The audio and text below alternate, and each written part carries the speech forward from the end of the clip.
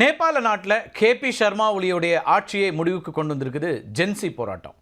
போராட்டத்தை எதிர்கொள்ள முடியாமல் ராஜினாமா செய்திருக்கிற கேபி சர்மா ஒலி நாட்டை விட்டே தப்பி ஓடி விட்டதாக சொல்லப்படுது. 2வது நாளாக இன்றும் மிகப்பெரிய போராட்டம் நடந்தது. காட்மாண்டு அப்புறம் அதை சுற்றி இருக்கக்கூடிய பகுதிகளில் விதிக்கப்பட்டிருந்த 144 தடை உத்தரவை மீறி பேரணியா சென்ற போராட்டக்காரர்கள் முதல்ல நாடாளுமன்ற கட்டடத்துக்கே தீ வைக்கிறாங்க. அதுக்கு பிறகு குடியரசுத் தலைவர் ராம்சந்திர பௌடல், பிரதமர் சர்மா ஒலி அப்படின்னு இவங்க வீடுகள்லாம் தீ வைத்து கொளுத்தப்படுது. முன்னாள் பிரதமர்கள் பிரசண்டா, ஷேர் பகதூர் டியூபா, இந்த நாள் முன்னாள் அமைச்சர்கள் வீடுகள் அப்படின்னு பல இடங்களும் தீ வைக்கப்படுது.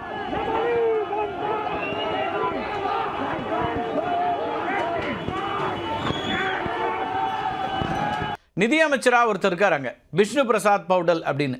அவரை போராட்டக்காரங்க வீதிக்கே இழுத்துட்டு வந்து அடித்து உதைக்கிற காட்சிகளே வெளியாக இருந்துச்சு. நேபாளத்தில் வெடித்திருக்கக்கூடிய இந்த ஜென்சி புரட்சி அப்படிங்கிறது இன்னொரு பக்கம் கலவரமாக மாறி, இந்த கலவரம் கட்டுப்படாத ஒரு கலவரமாக மாறுதா அப்படிங்கிற ஒரு கேள்வி எழுது.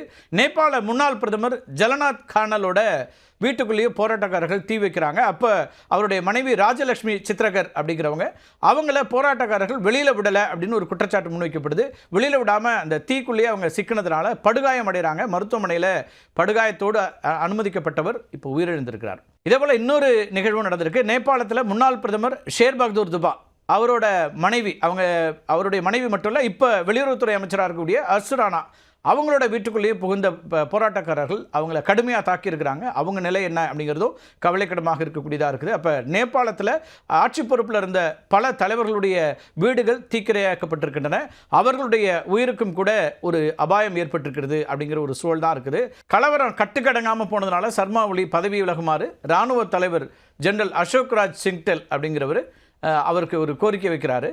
நீண்ட ஆலோசனைக்கு பிறகு பதவி விலக சர்மா ஒலி ஒப்புக்கொள்கிறார்.